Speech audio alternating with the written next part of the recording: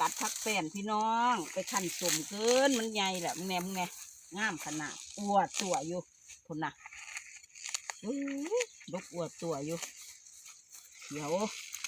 แยงตัดให้งามพี่น้องพุ่นน่ะโอ้ยแยงงามเลยนะตัดเดี๋ยวกับปรุงใหม่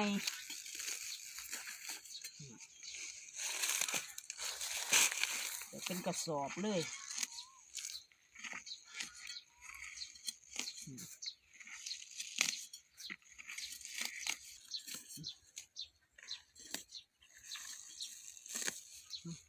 โอ้ยก่อนแห้ง